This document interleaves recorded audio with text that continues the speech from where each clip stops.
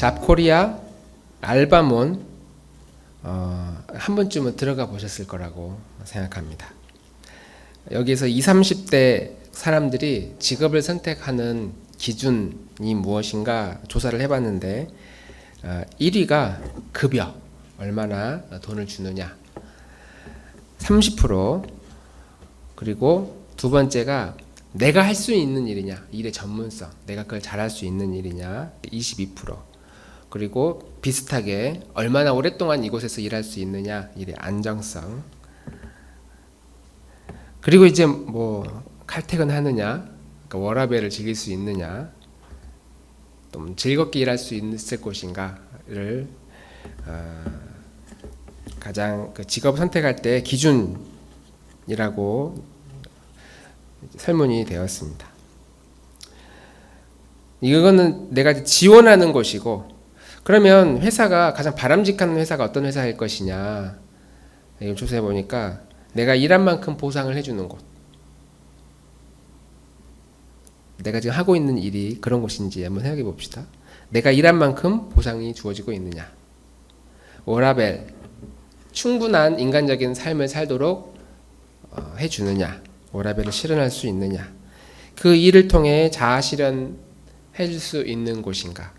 사람들이 이런 거를 가장 바람직한 회사다라고 생각하고, 똑같은 조사를 이제 10년 전 아니고 3년 전에 조사를 했고, 또 이번에 조사한 통계를 보니까 뭐 비슷하긴 하지만 약간 차이가 있다면, 돈을 많이 주는 곳이 처음에 30%, 40%였다가 이제 지금 이 조사에 따르면 한 10% 정도가 줄었어요. 돈을 많이 주는 것보다 나는 인간적인 삶을 살고 싶다, 워라밸을 즐기고 싶고 그 일을 통해 내 자아 실현을 하고 싶다, 이제 이쪽이 좀 더 올라가고 경제적인 문제가 좀 내려간 것이 오늘날 우리 젊은이들의 진로관이다라고 말할 수 있습니다. 나는 누구냐를 설명할 때 다양한 방식으로 나를 설명할 수 있지만, 대부분 사람들이 일반적으로 넌 누구냐라고 말했을 때 직업을 이야기합니다. 너희 아빠 뭐 하는 분이냐? 우리 아빠는 하면서 우리 아빠는 성실해요. 최고의 아빠예요. 이런 말 안 하잖아요. 우리 아빠는 공무원이에요. 우리 아빠는 일을 해요. 뭐 이런 식으로 직업이 그 사람이 가지고 있는 정체성을 보여주는 가장 대표적인 모습입니다. 무슨 일을 하느냐, 그래서 얼마 버느냐, 이제 이게 그 사람의 정체성인 것이죠.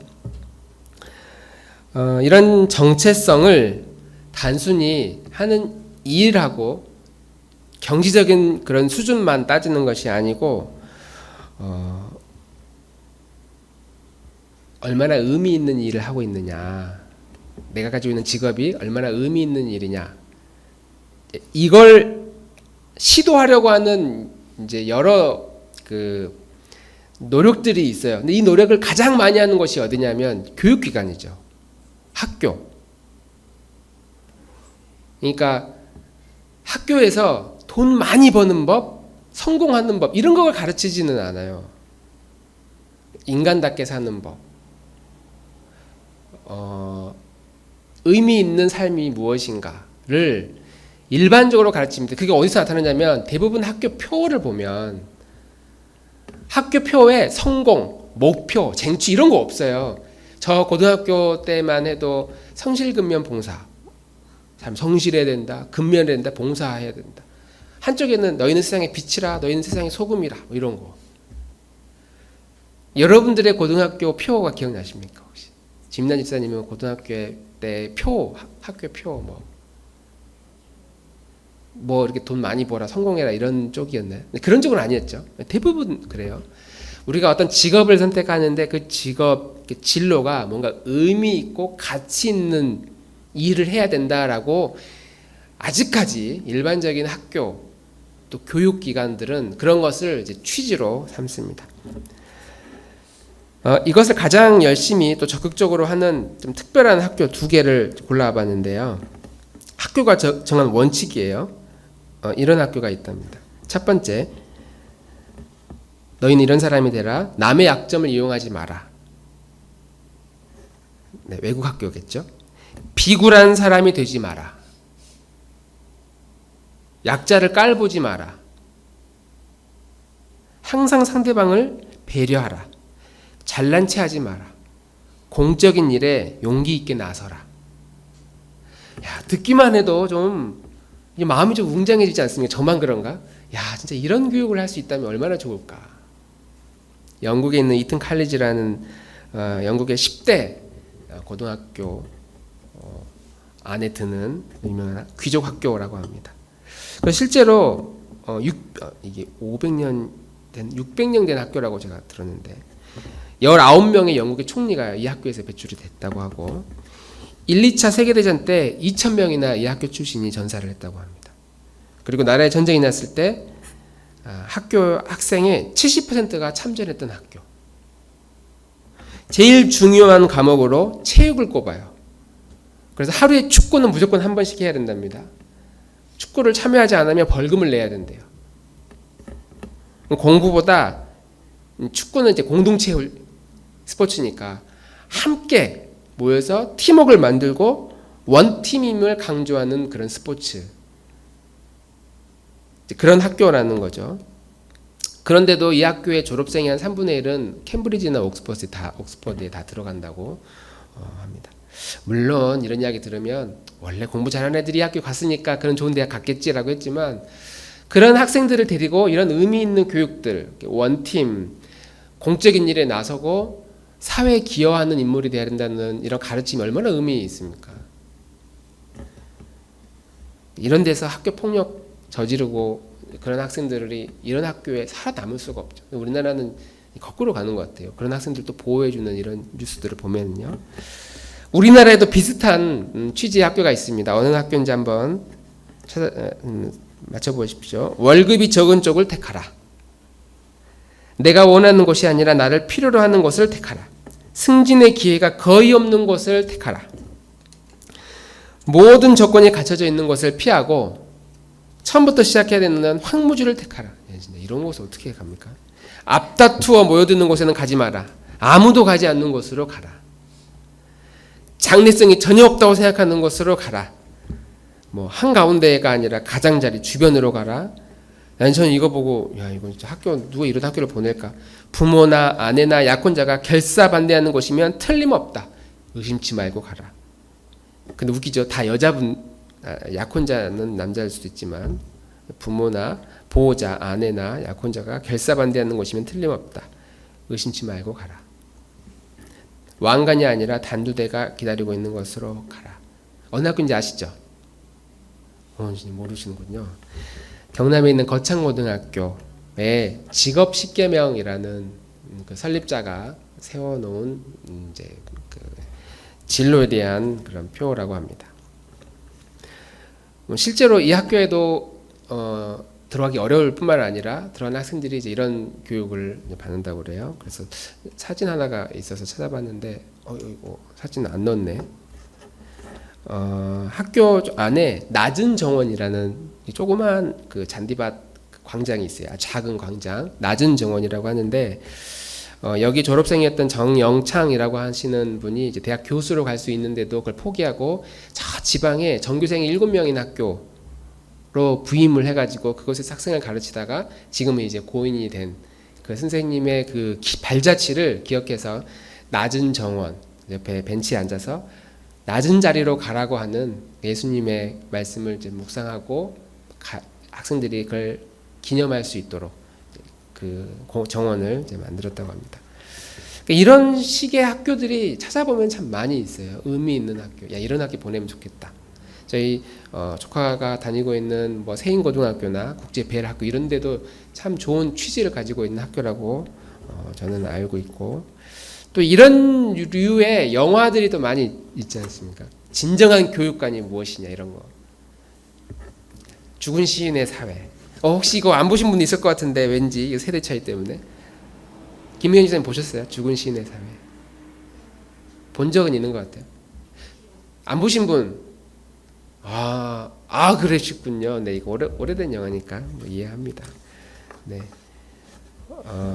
죽은 시인의 사회. 패치 아담스. 굿윌 헌팅은 다 보셨을 거고, 뭐 이런 영화들을 보면 야, 한 인간을 저렇게 가르치고 저런 사람이 되어야 된다.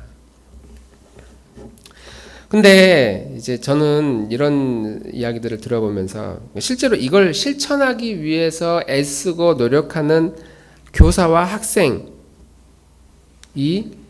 과연 있을까? 예를 들면 패치 아담스나 굿윌 헌팅도 이 세 영화가 공교롭게도 다 로빈 윌리엄스의 주연인 영화거든요. 저는 참 그분이 이미지가 좋았는데 인생의 마무리를 좀 아쉽게 끝내서 좀 아쉽습니다. 그 패치 아담스는 이 친구가 그 의대생으로 나와요.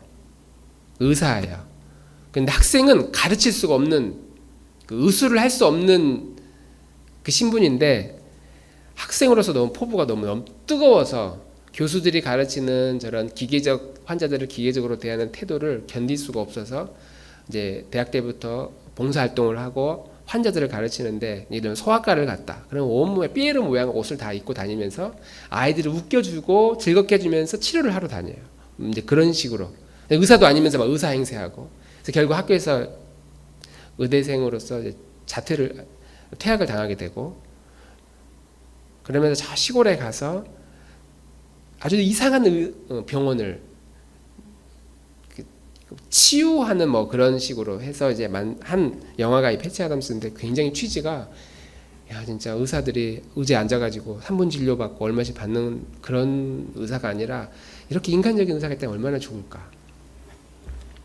그런데 실제로 그런 길을 가는 의대생은 많지 않다는 거죠. 있다고 한다면 크리스찬 의사나 뭐 이런 분들이 그런 길을 간다고 하면 틀림없이 새롭게 하소서에 나옵니다. 초대 받아가지고 당신 특별한 길을 가고 있다 초청을 받아요. 대부분은 이 직업 10기명이 하라는 반대로 살기에 부단히 노력합니다. 월급 많은 데를 선택하겠죠. 자기가 원하는 곳으로 가고 승진의 기회가 많은 곳으로 갈 것이고, 황무지는 당연히 안 가죠. 누가 중소기업 가겠습니까? 조건이 잘 갖춰진 곳으로 가려고 하는 것이 이게 현실입니다. 사람들의 관심사는 돈을 많이 버는 법, 그리고 성공하는 것, 여기에 관심이 있기 때문에 그 일에 이 직업이 도구로 쓰이고 있다. 우리가 그동안에 계속 나눠온 이 직업 일은 하나님의 창조의 세계가 있고 그 하나님의 창조의 일에 동참하는 의미인데, 이 직업이 우리의 성공과 우리의 번영과 물질적인 부를 누리는 하나의 도구가 되어버렸다. 이 직업이 탐욕으로 변질되어 버리고 있는 것이죠. 종교개혁가 칼빈이 이렇게 이야기했습니다. 직업, 일이 뭐냐? 이해 공감이 될 거예요. 창조 질서를 쫓아 놀라운 역사를 빚어내고 그것을 세상에 드러내는 수단. 창조 질서를 쫓아 놀라운 역사를 빚어내고 세상에 드러내는 수단. 그것이 직업이다.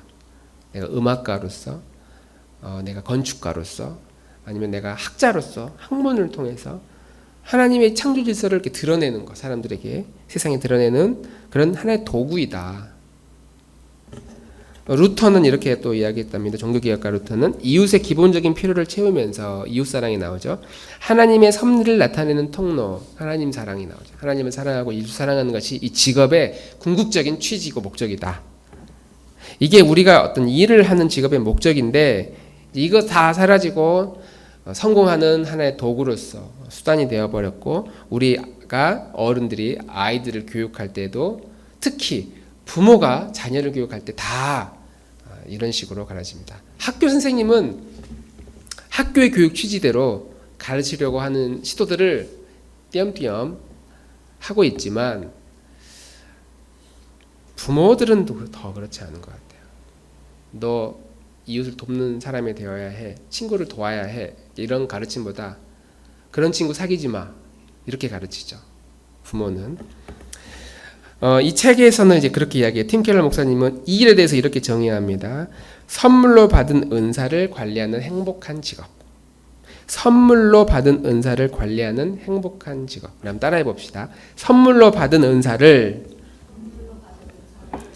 관리하는 행복한 직업. 죄송합니다. 관리하는 행복한 작업. 그것이 직업이다, 일이다.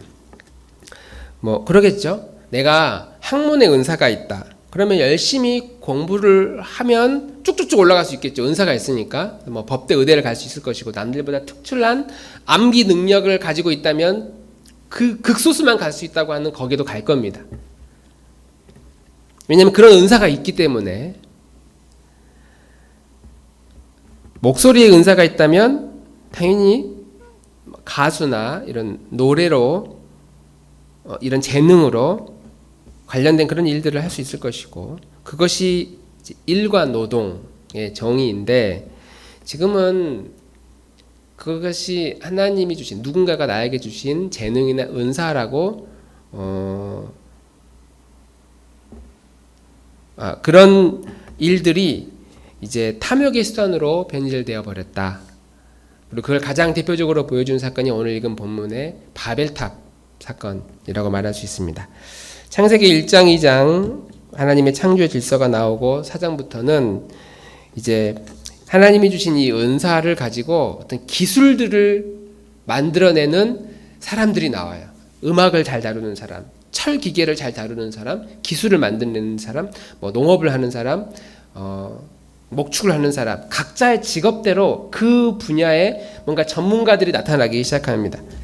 그리고 그것을 가장 잘 설명했던 사건이 11장에 이르러서 바벨탑 쌓는 사건, 인류 최초로 가장 높은 빌딩을 세우려고 하는 이 사건이 등장합니다. 이 사건에는 두 가지 명분이 있는데 3절 같이 한번 읽어보겠습니다. 11장 3절.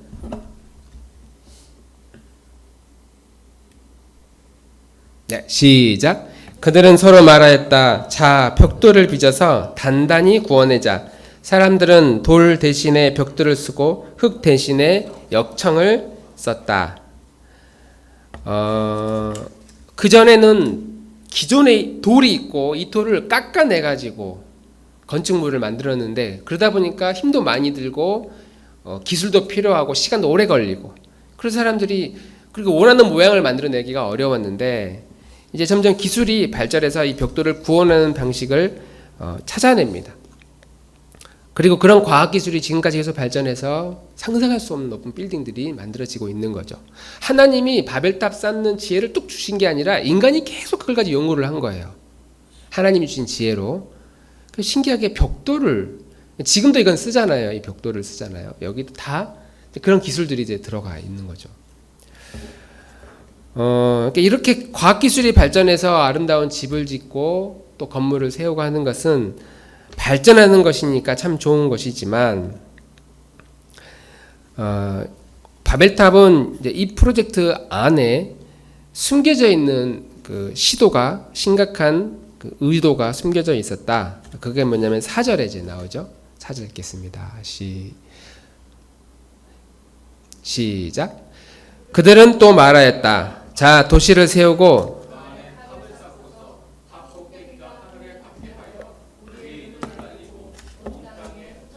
않게 하자. 이게 오늘날 사람들이 일을 많이 해가지고 돈을 많이 벌고 그 돈을 모아서 하려고 하는 시도들이 바로 이겁니다. 돈을 많이 모아가지고 많이 모을수록 큰 일을 할 수 있으니까 큰 업적을 드러내고, 그래서 결국은 뭐냐면 내 명예를, 내 이름을 드러내려고 하는 사람들이 등장하기 시작했죠. 물론 가끔 돈을 많이 모아가지고 좋은 일에 쓰는 사람들도 물론 있지만, 그런 사람들은 특별한 사람들이고 대부분 자기의 이름을 드러내는 그런 사람들입니다. 신할 평지에 세워진 바벨탑 사건에도 사람들은 두 가지를 얻으려고 했는데, 탑 하나를 꼭대기에 닿게 하자. 하나님 자리를 넘보는 거죠. 하나님이 우리의 모든 일용한 양식 또 공급자이신데 우리도 그 일을 할 수 있다. 도전하는 것이고, 이것은 점점 물질 탐욕주의로 이제 넘어가게 되고, 두 번째는 온 지면에 흩어지지 못하도록, 이제 노아의 홍수 이후의 사건이니까 다시는 우리가 흩어지지 않도록 하자. 그러니까 이제 도시를 만들고 집단을 만들고 대규모의 집단을 만들어서 그것을 하나의 권력으로 삼으려고 하는 거죠. 이 집단이 우리 모두의 것이다. 이 집단의 권한과 권력이 우리 모두의 것이다. 라고 하는 명분을 만들어서 집단을 모아서 규모를 키워서 누군가가 그것을 독점하는 거죠. 그게 우리 민주 정치나 이 사회 역사에 다 그런 일들이 일어나지 않습니까? 우리 모두의 것이다. 우리 다 같이 해보자. 라고 뭔가 혁명 같은 일들을 일으켜도 결국 누군가 그것을 독점하려고 하는 시도들이 있어 왔습니다. 독일의 나치즘, 일본의 제국주의, 큰 전쟁들이 대부분 이러한 이유 때문에 나타납니다. 그리고 이러한 시도들은 역사 가운데 다 실패했는데 지금도 여전히 그런 권한을 독점하려고 하는 시도들이, 프로젝트들이 시도되어지고 있습니다. 이제 법적으로 불법은 못하니까 공식적으로 하자. 그래서 큰 스포츠 대회를 만들어가지고 1등 하려고 온 에너지를 다하죠. 뭐 월드컵이라든가 올림픽이라든가 금메달을 딴 사람은 아주 세계적 영웅이 되는 거죠. 너만 할 수 있는 거야. 이 분야의 일에서 너가 최고. 건축물에도 누가 더 높게 짓는가. 세계적으로 진짜 웃기지 않아요? 뭐 이렇게 홍콩에 있는 빌딩이 뭐 110m면 UAE 아랍에미리트 거기에 있는 115m, 5m 더 올려 가지고 우리가 세계 최고다. 그 5m도 보면은 탑 하나 좀 올린 거 막 그렇게 해서 우리가 세계 최고다라는 것을 드러내려고 하는 거죠. 이 경쟁적으로 끊임없이 누구보다 더 나으려고 하는 이런 시도들을 C.S. 루이스가 쓴 순전한 기독교에서는 이제 이런 식으로 설명합니다. 그 경쟁의 개념을 교만이다라고 설명하면서 있을까요? 네. 교만은 제가 한번 읽겠습니다. 교만은 본래 경쟁적이라는 점을 분명히 해두고 싶다. 본질적으로 경쟁을 추구한다는 말이다. 교만은 무언가를 소유하는 것만으로 가지고는 기뻐하지 않으며 옆 사람보다 더 많이 가져야 비로소 행복해한다. 흔히 부유하고 똑똑하고 잘생기면 콧대가 높아진다고 말하지만 실상은 다르다. 남보다 더 풍요롭고 더 명석하며 더 훤칠해 보이는 데서 뿌듯함을 느낄 따름이다. 그러니까 사람들이 경쟁하다 보면은 더 발전하고 성장할 수도 있지만 이 경쟁심 때문에 인간은 교만해지고 부패해질 수 있다. 그리고 이것은 경쟁심과 성공 욕구를 좀 더 많이 가진 사람에게만 일어나는 일이 아니라 모든 인간에게 다 조금만 이래도 비교하기 시작하는 것이 우리 안에 교만에 대한 뿌리다 라고 하는 거죠.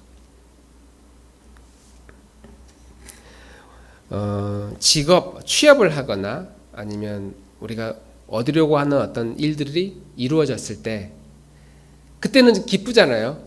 취업도 되고 뭔가 직업도 됐고 뭐 집도 사고 차도 사고 그럼 기쁘거든요.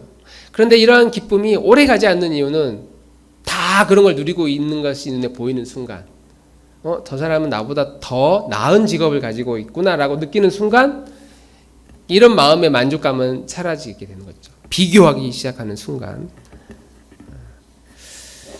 바로 이러한 교만함이 비교하고 더 나은 사람이 되려고 하는 교만함이 우리가 날마다 예수님을 붙들며 살아야 되는 이유가 된다는 것이죠.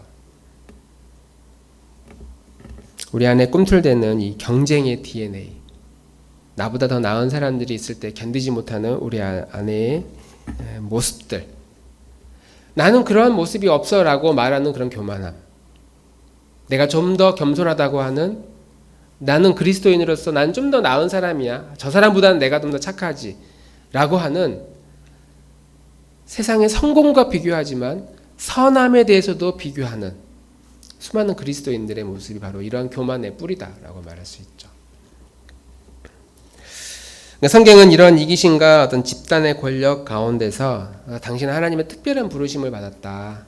항상 이러한 진지한 고민을 하도록 우리에게 요청합니다. 그리고 이러한 요구를 받아들이고 결단하고 내가 가지고 있는 이런 것들이 내게 아니구나 라고 결심했던 성경의 여러 인물들이 있죠. 뭐 요셉도 있고 다니엘도 있고, 오늘 이 책에서는 에스더라고 하는 인물을 소개하거든요. 에스더.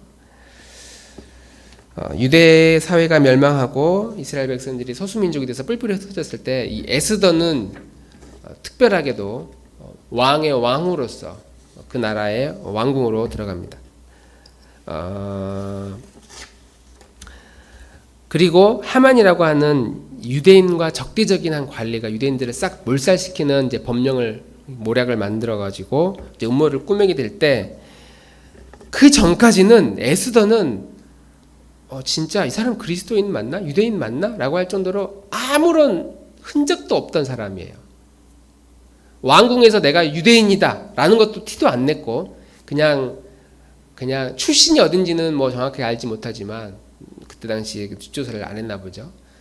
그런데 그냥 외모가 예쁘고 왕의 눈에 확 들어와서 왕후가 됐는데 거기에서 예를 들면 우리 그리스도인들이 그런 특별한 권력에 가까운 자리로 가면 크리스천답게 살아야 되잖아요.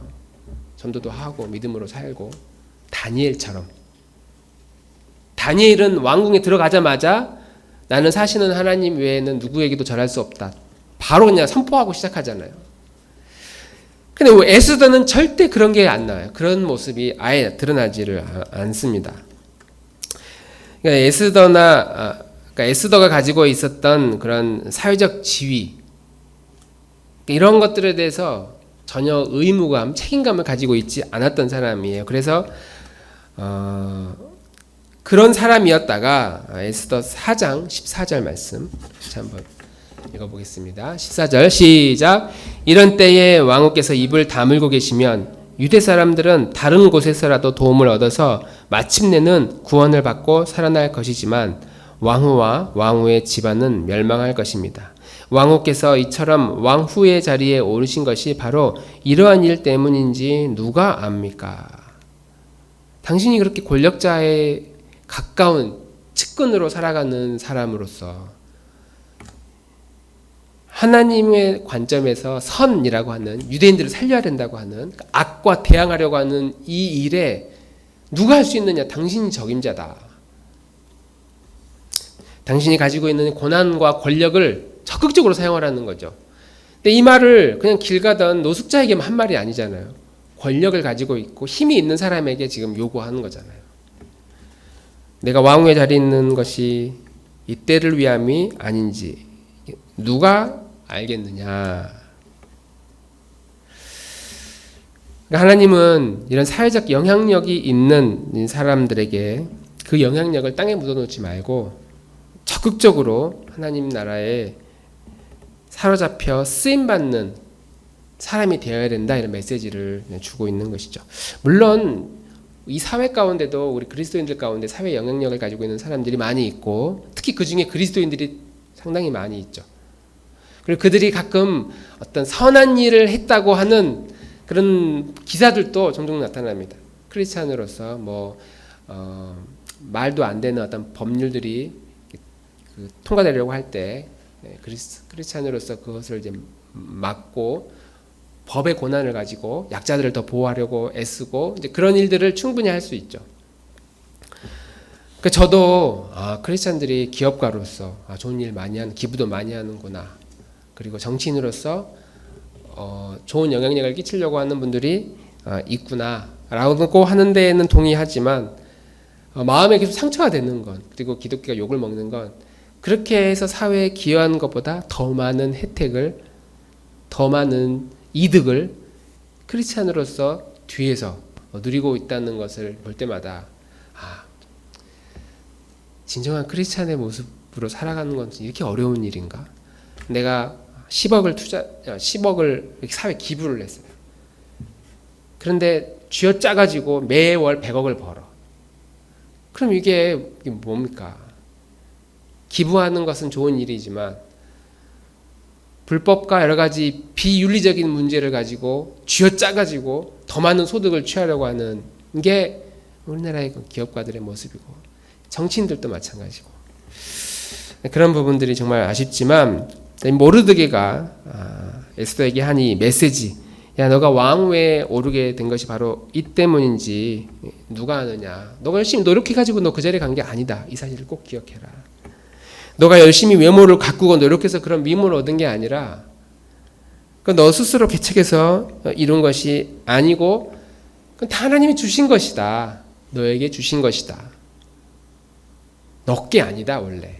이런 말씀을 하고 있는 거죠. 이제 이런 이야기를 들으면 성공한 그리스도인들이든 안 믿는 사람들이든 뭔가 큰 업적을 이룬 사람들은 싫어합니다. 왜냐하면 본인이 열심히 공부해가지고 대학 갔고 열심히 노력해서 이 자격증을 따기 위해서 승진하기 위해서 노력했는데 이게 내게 아니고 내 노력이 아니고 다 하나님이 주신 선물이라고 하니까, 재능이 하나님의 선물이라고 하니까 불편해하죠. 내가 이 직장에서 들어오기 위해 얼마나 밤잠 안 자고 이력서 쓰느라고 고생했는지, 내가 승진하기 위해서 얼마나 아주 디테일한 것까지 실수하지 않으려고 노력했는지, 그런 말을 합니다. 이 책에서 팀 켈러 목사님 이렇게 설명을 해요. 그건 맞는데 값을 치르지 않는 달란트로 넌 공부했다. 남들보다 좀 더 머리가 좋은 거, 그 좋은 머리는 누가 줬느냐? 우리는 공부와 학문에 대해서 여기 있는 분들이 막 수재나 이런 분들이 없으니까 공감이 안 되는 것 같아요. 그런데 지금까지 우리가 살아오면서 진짜 어렵게 무엇인가 성취한 그런 경험들이 다 있으실 겁니다. 찾아보면. 근데 그럴 때마다 막 어렵게 해서 무엇인가 기회를 얻을 때마다 그거 얻기 위해서 우리가 엄청난 노력을 많이 했잖아요. 제가 이 팀 켈러 목사님의 이 글을 읽으면서 내가 값을 치르지 않고 어떤 어려운 난관을 통과했던 게 무엇이었을까 생각해 보면은 지금은 그렇지 않은데 충신 신대원 그 입시가 굉장히 어렵거든요. 경쟁률이 보통 저 때는 3.5대 1이었고 그 전만 해도 뭐 4대 1, 5대 1 이랬고 한 1년 정도는 그 고시 공부하듯이 열심히 공부를 해야 들어갈 수 있는 학교였습니다. 지금은 미달이 되고 있다는 너무 마음이 아픈, 그래서 누구나 지원하면 들어올 수 있는 황당한 일들이 지금 일어나고 있는데 그 학교에 들어가려고 공부 진짜 열심히 했거든요. 1년 동안. 심지어 제가 하고 있던 연애까지 제가 다 멈추고 공부하겠다고 해서 그런 일들이 있었는데, 그래서 시험을 봤어요. 성경 120 만점 중에 평균 한 90점 정도 맞아야 겨우 들어갈 수 있는, 그러니까 60문제 중에 한 10문제까지는 봐주는데 그 이상 틀리면 이제 거의 들어가기 어려운 학교였습니다. 민망하지만 60문제 중에 제가 3개 틀렸거든요. 아무도 놀라시지 않으시니까. 진짜인데 3개인가 4개인가 틀렸어요. 그 딱 시험을 봤는데 그 감이라는 게 있잖아요. 거의 다 아는 문제가 쫙 나왔어요. 그리고 약간 긴가민가 하는 문제가 몇 개 있었는데 그 중에 절반은 맞았고 절반은 이제 틀렸고, 진짜 이건 모르겠다. 2-3문제 있었고. 그러니까 제가 끝나고 나서 내가 진짜 공부 열심히 했나 보다라고 생각했는데, 그 시험이 끝나고 같이 시험 봤던 반 이제 선생님들이, 전사님들이 다 환호성을 질렀어요. 성경이 너무 쉽게 나왔다는 거예요. 나만 잘 푼 게 아니었구나. 성경이 쉽게 나왔어요. 그래서 잘 풀린 거예요. 베드로가 잡은 물고기가 몇 마리인가 이런 문제가 나왔으니 여러분들 모를 수 있겠네요. 엄청 쉬운 건데. 그런 문제가 나오니까 너무 쉽게. 지금 생각해 보면 제 바로 1년 전에 제가 그때도 시험을 봤는데 6개월, 한 4개월 공부하고 시험마다 떨어졌거든요. 진짜 어렵구나. 그때 진짜 문제가 어렵게 나왔다고 했어요. 공부 안 하면 무조건 떨어졌어요. 그리고 그 다음에 너무 작년이 어렵기 때문에 올해 엄청 쉽게 나왔는데, 하나님이 지금 생각해 보면은 저를 들여보내주려고 수준, 그 시험의 수준을 확 낮춰주셨구나. 저 딱 넘어가고 제 다음에 엄청 어려웠다는 이야기가 있습니다. 다음 기수에. 제가 들어가기 어려운 학교에 어쨌든 1년 열심히 공부해서 들어갔는데 제 마음속에 그래도 나 아침부터 저녁까지 1년 동안 이거 들어가려고 공부 열심히 했다. 성경 한 권 달달달 외울 정도로 지금도 이거 그 책 버리지 않고 그 너덜너덜해진 그 책을 가지고 있는데, 그렇게 열심히 해가지고 신대원 들어간 것이 너의 실력이 아니라 그때 넣어주려고, 입학하게 하려고 하나님이 문턱을 잠깐 낮춰주셨다. 이런 일들이 되게 많이 있지 않습니까? 취업에는 여러 사람이 지원했는데 내가 혼자 뽑혔을 때, 대학원에 들어가는 일, 취업하는 모든 일들도 보면은 활짝 열린 그 틈 사이로 나는 그냥 쓱 지나가는 그런 일들. 값을 치르지 않는 달란트로 공부했는데 그 분야의 은사가 있어서 내가 그 일을 얻게 된 거. 자기 힘으로 열지 않는 기회의 문들을 열고 들어간 것들. 열쇠 쓴 게 아니라 그냥 문이 좀 열려져 있으니까 쓱 들어가는 그런 일들이 바로 우리가 누리고 있는 은혜의 소산이다. 그건 원래 내 게 아니고 누군가가 나에게 선물로 주었다. 거저 받았으니까 그런 재능, 그런 기회들을 우리가 거저 나누어주는 것이 우리 믿는 그리스도인들의 마땅한 삶이다. 이 에스더가 이제 이걸 깨닫고 나니까 내가 왕에게 가서 잘못될 수도 있지만 내가 가서 혹시 죽게 되더라도 죽어도 마땅하다. 왜? 내가 지금 왕 후에 올라와 있는 이게 이게 내 게 아니었구나. 이게 하나님의 것이었구나. 이때를 위해서 하나님이 나에게 주신 것이었구나. 그래서 그 기회를 적극적으로 살려야겠다.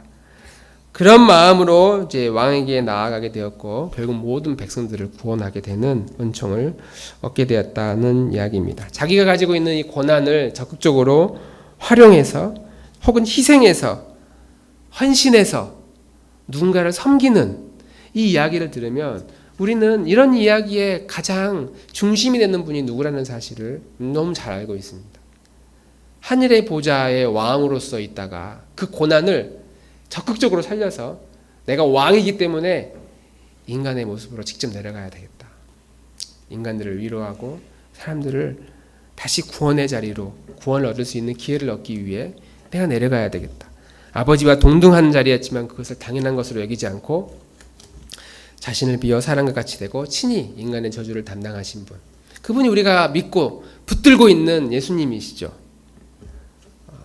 죽으면 죽으리라가 아니라 마땅히 죽기 위해 이 땅에 오신 분.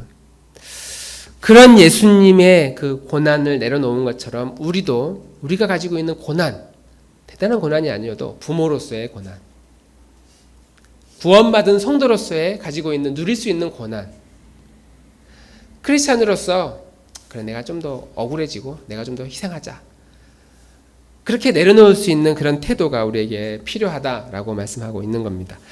우리가 살고 있는 이 세상은 신할 평지 위에 세워진 곳에서 사람들은 바벨탑을 막 쌓고 있습니다. 지난주에 이야기처럼 꽃들에게 희망을 애벌레들이 막 탑을 쌓고 있는 것처럼 수많은 사람들이 자기만의 바벨탑을 쌓고 있고 거기서 어떤 사람들은 실패해서 이제 뿔뿔이 흩어지기 시작합니다. 사람과 사람의 관계가 다 단절되고 사람과 사회가 단절되고 자기만의 또 다른 이기심과 탐욕으로 가득 찬 그런 실패한 사람들의 모습 가운데서 우리는 그렇게 똑같이 사는 것이 아니고 에스더처럼 혹은 다니엘과 요셉과 같이 우리가 가지고 있는 이 그리스도인으로서의 고난을 적극적으로 행사하면서 희생하고 헌신하고 그렇게 살아가야 되는 사람들이다. 우리가 하나님으로부터 얼마나 큰 사랑을 받고 있는 사람인지, 선택받은 사람인지, 그러니까 이 사실을 깨달을 때 우리가 가지고 있는 그 고난, 내가 이런 고난을 가지고 있는 사람이구나, 이것이 보이게 되고 이것을 누군가에게 나눌 수 있는 그런 마음의 도전과 마음의 다짐이 우리 안에 생기게 된다. 그런 점에서 보면은 우리가 대한민국이라는 나라에서 태어난 게 얼마나 큰 특권인지 모릅니다. 제가 일하고 있는 곳에서 그 외국인 근로자들 많이 있고 그곳에 공부하는 학생들이 가끔씩 이제 학비 보려고 옵니다. 딱 일하는 거 보면은 쟤는 이렇게 이런 곳에서 일할 만한 그런 분위기가 안 느껴져요. 야, 너 몇 살이냐? 23살, 25살. 학생이니? 학생이래요. 그러니까 학비 보려고 2달 동안 일하고 있대요. 그걸 보면은 그렇게 해가지고 벌어서 학비를 쓰고 용돈을 만들고 집세를 내고 한 학기 생활할 수 있는 이제 비용을 버는 거죠. 또 일부 쪼개서 부모님께 보내기도 하고. 그런데도 땀 펄펄 흘리면서 잡다한 일들을 누가 계속 시키는 일만, 그런 일들을 기분 나빠하지 않고 웃으면서 열심히 하는 모습을 보면 이것도 비교하는 일이지만 그런 점에서 우리는 얼마나 많은 특권과 고난을 가진 사람들인가. 대한민국에서 태어나고 이곳에서 일을 할 수 있고 직장을 다니고 또 건강하고 또 우리 안에 우리끼리 모여서 이런 대화와 토론을 나눌 수 있는 공동체가 있고 바로 이런 일들이 우리를 향한 하나님의 특별한 계획이 있다. 나를 향한 하나님의 특별한 세상을 섬기고 하나님을 사랑하게 하는 그런 특별한 은사가 지금 우리들에게 다 주어져 있다. 그것을 우리는 죽는 날까지 찾고 발견하고 그 길을 위해서 한 걸음 나아갈 때에 우리를 향한 하나님의 놀라운 그 풍성한 삶을 우리가 누리고 인간은 이렇게 살아야 되는구나. 가치와 보람을 느낄 줄 믿습니다. 우리를 부르신 하나님의 뜻 안에서 그 부르심에 합당한 삶을 살게 해주십시오. 우리 이렇게 기도하며 나아가는 우리 나들목 식구들이 되기를 주님 이름으로 축복합니다. 우리 불렀던